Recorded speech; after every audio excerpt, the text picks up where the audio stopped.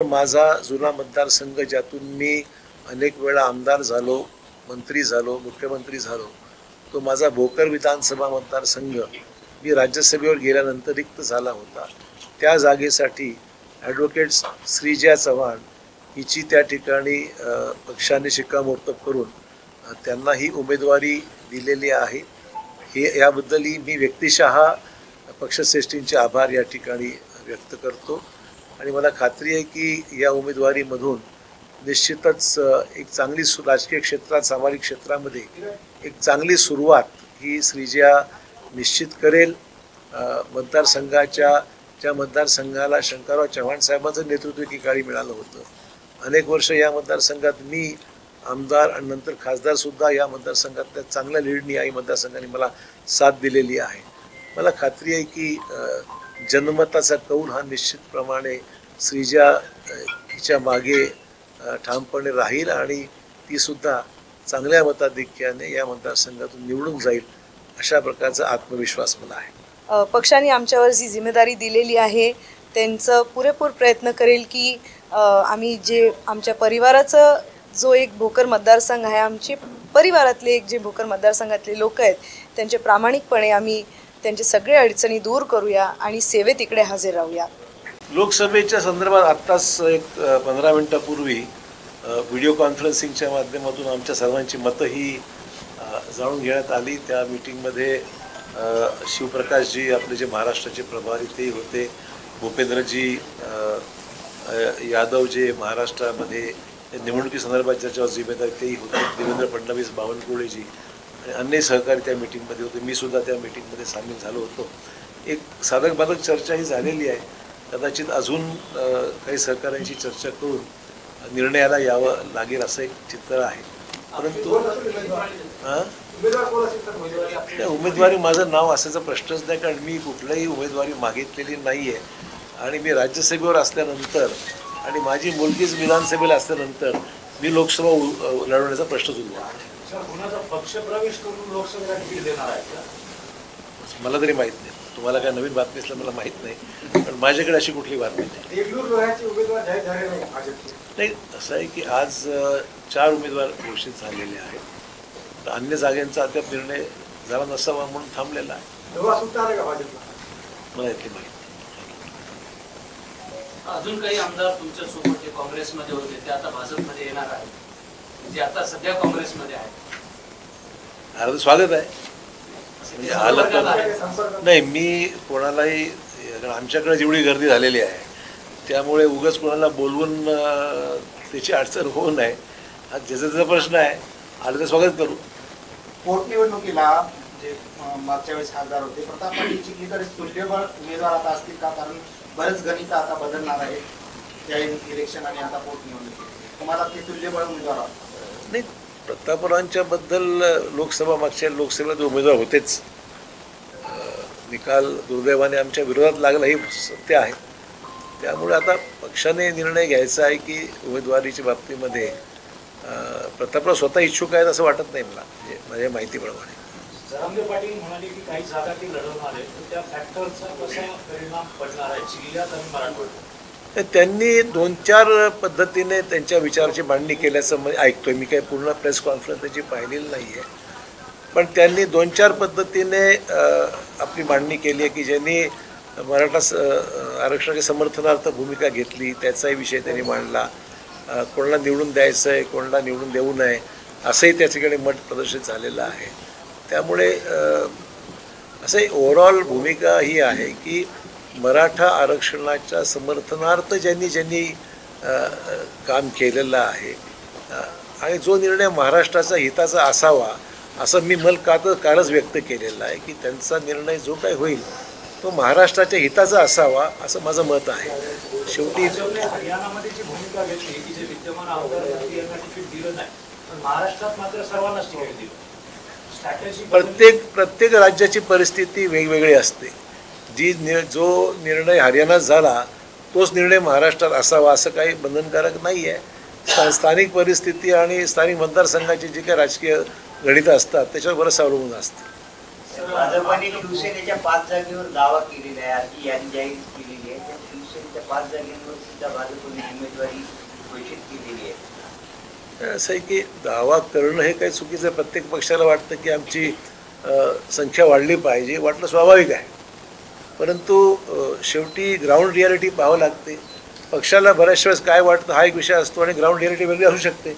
त्यामुळे नांदेडमध्ये उमेदवारी देत असताना आम्हाला जे वाटतं हे आम्ही सांगितलं आहे की बाबा ज्या जागा भाजपला निवडून येण्यासारख्या आहेत त्या जागा भाजपने घेतल्या पाहिजेत आणि ज्या लोकसभेसाठी तुम्ही पण नाही म्हणताय, चिखलीकर पण नाही नवीन म्हणतात, चेहरा. उमेदवार कोण राहील? भरपूर लोक आहेत, मागणारे खूप आहेत. तुम्हाला कवळे गुरुजींचं एक नाव आहे. कवळे गुरुजींचं नाव आहे, कुंटूरकरांचं नाव अधूनमधून येत राहतं, नंतर संतू हंबर्डेंचं नाव येत राहतं, राम पाटलांचं नाव येत राहतं. तुमचं समर्थक कोणते नाव? माझं समर्थन तुम्हाला सांगू शकत नाही, मी पक्ष श्रेष्ठीने सांगतो. त्यावेळी सगळेजण तुमच्यासोबत दिल्लीलाही गेले. कोण? राजेश ते विमानात भरपूर लोक बसतात ना, विमान का माझ्या एकट्या थोडे येते. हे पब्लिक सर्व्हिस आहे, त्याच्यामध्ये कोणी बसू शकतं, तुम्ही येऊ शकता. काय म्हणजे अंतापूरकर तुमच्यासोबत आले आणि लगेच म्हणतो आता प्रवेश झाला. त्या विमानात बसलेली प्रवेश झाला म्हणतो. एकच फ्लाईट असल्यामुळे योगायोग झाला असेल, पण तसं काही नाही येतो. भाषणांमध्ये नेहमी सांगता साहेब की गाडीमध्ये बसलेले कोण आहेत ते बघू नका, चालवणारा मी आहे. असं कोण? मी कधी म्हणलो नाही, असं मी काहीच म्हणलं नाही. तुम्ही नवीन वाक्य घालता महापालिका माझ्या तोंडाला. महापालिकेत गाडीत कोण बसले बघू नका, मी चालवतोय. ते महापालिकेपुरती विषय होता. आज मी राज्याचा प्रमुख नाही असतो तर ते बोललो असतो, मी काही प्रॉब्लेम नव्हता. पण मी आज राज्य चालवत नाही, पक्षश्रेष्ठी वेगळ्या आहेत आणि त्यांच्याबरोबर आम्ही काम करत आहोत. त्यामुळे हा काही विषय महापालिकेचा नाही, हा राज्याचा विषय आहे. राज्याचे नेते आमचे देवेंद्र फडणवीस आहेत, त्यामुळे आणि मोदी साहेब केंद्रात आहेत, त्यामुळे त्यांचा निर्णय जो असेल ते आमच्यावर बंधनकारक आहे. महापालिकेवर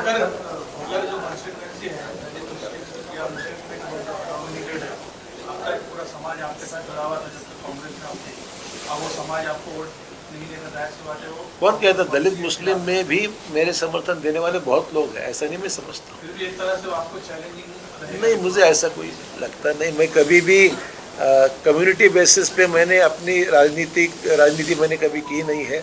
मैंने काम सबके लिए किया है. जब मैं कांग्रेस में था मैं सबके लिए काम करता हूँ.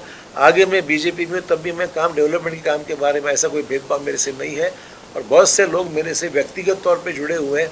तो कास्ट और कम्युनिटी का मामला मेरे हद तक तो बिल्कुल नहीं आएगा और श्रीजा की हद तक तो बिल्कुल नहीं आएगा. श्रीजय, 2 महिन्या अगोदरपासूनच तुम्ही काम सुरू केलेलं आहे. काय आता सध्या सुरू आहे आणि कोणाला चॅलेंज वाटतं? 2-3 महिने लोकसभेपासून आम्ही फिरतोय आणि आता 2 महिने फिरताना वातावरण असं एक सकारात्मकता दिसते सगळ्यांकडनं. एक पॉझिटिव्ह ॲटिट्यूड, एक चांगलं वातावरण निर्माण झालेलं आहे. विरोध असं इलेक्शन आहे तर कोण ना कोणतरी विरोधात उभं राहणार, पण त्याचं काळजी करायला आहेत. आणि मी प्रामाणिकपणे आपल्या मतदारसंघाच्या लोकांच्या सेवेत इकडे हाजीर आहे आणि त्यांचे सगळे अडीअडचणी आपल्या इकडे हाजीर राहणार. जसं आमचं परिवार पारंपरिक प्रकाराने आणि प्रामाणिक प्रकाराने एवढे 50 वर्ष झाले आपल्या लोकांची सेवा करत आलेले आहेत, तसंच मला खरंच माझ्या आईवडिलांचे आभार मानायचे आहेत की त्यांनी चांगले संस्कार आम्हाला दिलेले आहेत आणि लोकांची सेवा करण्याची ही भावना जी आमच्या परिवारात आहे ते पुढे सुद्धा मला करण्याची संधी दिली, त्याच्याबद्दल आभार त्यांचे सुद्धा मानते मी. पहिल्यांदा तुम्ही निवडणूक लढता, काय मनात किती उत्साह आहे का? उत्साह पण आहे, भीती पण आहे, पण ती भीती अशी काळजीपूर्वक भीती नाही आहे, चांगली भीती आहे की नाही आपल्या लोकांचं ही एक जिम्मेदारी आमच्या शोल्डर्सवर ठेवलेली आहे आणि ती जिम्मेदारी प्रामाणिकपणे पार करायची आहे. एक लेगेसी आहे, त्या लेगेसीला पुढे घेऊन जाणं ही खूप मोठी रिस्पॉन्सिबिलिटी आहे, पण नक्कीच मला विश्वास आहे की मी हे करू शकेन. काही टिप्स दिले की नाही वडिलांनी? वडिलांनी टिप्स खूप दिलेले आहेत. रोज चालू असतं. सर एक प्रश्न असा होता की विरोधक तुमचा चव्हाण द्वेष करतात का भाजप द्वेष करतात, विशेषतः भोकरमध्ये? नाही, मला तसं काही द्वेष करणारी मंडळी मी कुठे असो, मी काँग्रेसमध्ये असताना ते दुसऱ्या पक्षात होते, मी भाजपमध्ये आलो की ते दुसरीकडे गेले. त्यामुळे तसं काही मला फारसं काही त्यात वाटत नाही आणि मी फार त्याच्याकडे लक्षही देत नाही. तर ठीक आहे, आज नाही 50 वर्षापासून विरोध करणारी काही टिपिकल मंडळी आहेत, तर चालत तो राजकारणाचा भाग आहे. पण माझं म्हणणं मत एवढंच आहे, व्यक्तिगत द्वेष नसावा, व्यक्तिगत मतभेद नसावे, मतभेद होऊ शकतात, मनभेद असू नयेत असं माझी इच्छा आहे. ठीक आहे, राजकारणाचं आता जे बदलत चाललेलं स्वरूप आहे ते इतरांवर चिखलफेक करून स्वतःचं महत्त्व वाढवण्यासारखा कार्यक्रम चालू आहे. मराठवाड्यातील काय परिस्थिती असणार आहे? चांगली असेल. असं काही मराठवाड्यामध्ये भाजप हा चांगल्या ह्याच्यातून निवडून आलेला पक्ष आहे, राष्ट्रीय पक्ष आहे. आपले निर्णय या वर्षभरामध्ये महायुती सरकारने घेतलेले आहेत. तर मला वाटतं त्याचा फायदा निवडणुकीत निश्चित मिळेल. आपण मुख्यमंत्री असताना जिल्ह्यात 9 जागा ज्या होत्या त्या आघाडीच्या आणल्या होत्या. हो. आता भाजपाच्या किती जागा येतील? जागा अजून पूर्ण जाहीर झालेल्या नाहीत, पण प्रॉपरचं नियोजन केलं आणि प्रयत्न केले तर भाजपाला आणि महायुतीला आपल्या जिल्ह्यात नांदेडमध्ये चांगलं यश मिळू शकतं असा माझा तरी अंदाज आहे. लोकांना शेवटी कसं आहे, लोकांना नेतृत्वावर कॉन्फिडन्स पाहिजे, लोकांना डेव्हलपमेंट तर पाहिजेच, पण नेतृत्वावर विश्वास पण पाहिजे. आणि मला वाटतं तो विश्वास संपादन केलेला आहे.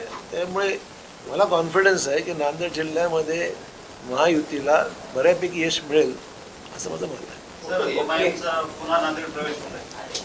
मी सांगतो ना, नांदेड एक प्रयोग भूमी झालेली आहे. दर निवडणुकीला हा प्रयोग होत असतो. यावेळेस ती होईल असं वाटते मला. बघूया त्याचं काय. आता ही काय नवीन गोष्ट नाही आहे नांदेडसाठी.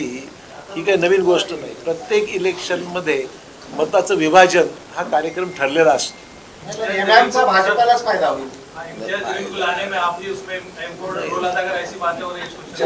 मुझे क्या करना है, मैं लोकसभा कैंडिडेट नहीं हूँ. मेरा नहीं, ये सब गलत बातें हैं, ये सब अफवाहें उड़ाई जाती है. एक फॉल्स नैरेटिव सेट करने का प्रयास है और मेरे को ज़रूरत नहीं सब कर. मैंने मेरे वक्त भी नहीं किया कभी. मैं कर सकता था, अगर करना है तो मेरे चुनाव में क्यों नहीं किया. फिर मैंने लोकसभा के लिए मैं 2-4 महीने पहले खड़ा था, मैं कर सकता था, मैंने नहीं किया. वो सवाल ये है कि ऐसे तरीके से मैच फिक्सिंग करना कि हम लोग मेरिट पे लड़े हैं, कोशिश किए हैं, कभी कोई था कभी नहीं था. वो तो नांदेड़ जैसे मैं कहा ना, ये एक प्रयोग भूमि बन गई नांदेड़ में. कोई भी आता है, कुछ भी करता है, लोग भी दे देते वोट्स और फिर बाद में रियलाइज कर रहे अपने वोट खराब हो गए. तो तब मैं समझता हूँ कि वोटर काफ़ी होशियार है, समझदार है और वोटर्स को ये पिछले कई सालों का अनुभव है कि हमारे डिवीजन ऑफ वोट में कितना नुकसान नांदेड़ ज़िले का हुआ है, ये उन्होंने महसूस किया है. और मुझे लगता है कि डिवीजन नहीं होगा, काम करने वाले व्यक्ति की छवि पर अवलंबन है, उसको वोट मिलेगा. सर, डीपी सावंत जी अभी भी कांग्रेस में है, आपके बहुत करीबी है, आपके संस्था में काम करते हैं. अगर बीजेपी इतनी अच्छी पार्टी है तो आप उनको कन्विंस क्यों नहीं कर पाए बीजेपी में? नहीं, उनका व्यक्तिगत फैसला है. ऐसा है कि सब पार्टियों में मेरे डीपी सावंत ने मेरे ये सब जितने आमदार कांग्रेस से चुन के मैंने चुन के लाया था उसको. ये बात बता रहा हूँ मैं. सवाल ये है कि मैंने किसी को, मैंने जब मैं बीजेपी ज्वाइन किया उसी दिन मेरा स्टेटमेंट आज भी मैं आया हूँ उसको. मैंने किसी को इनवाइट बीजेपी ज्वाइन करने के लिए किसी को भी मैंने बुलाया नहीं. डीपी सावंत को भी बुलाया नहीं. उनका व्यक्तिगत फैसला है. और संस्था का सचिव रहना, इसका कोई पार्टी से कभी कोई लेन देन नहीं है, उससे कोई संबंध नहीं है. संस्था अलग चीज़ है, पार्टी अलग इशू है. मराठवाड्यात तुमच्यावर काय काय जबाबदारी दिली आहे?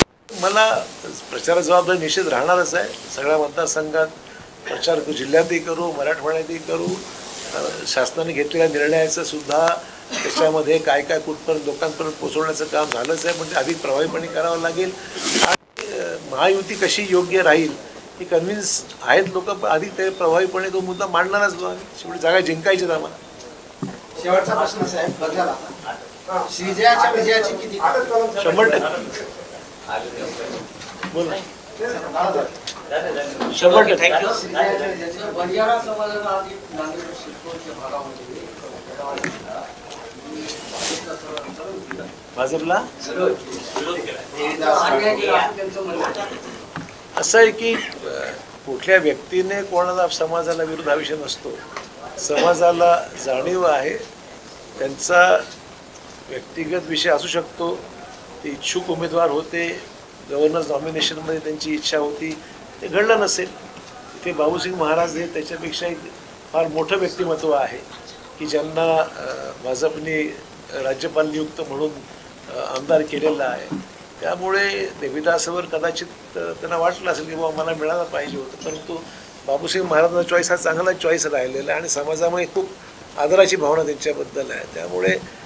त्याच्यामुळे कदाचित त्यांना वाटलं असेल की बाबा मला मिळणं आवश्यक होतं आणि त्यामुळे टीका केली असेल. पण समाज असंच काही त्यांच्या विरोधात, त्यांच्यामुळे विरोधात जाईल असं मला वाटत नाही. थँक्यू.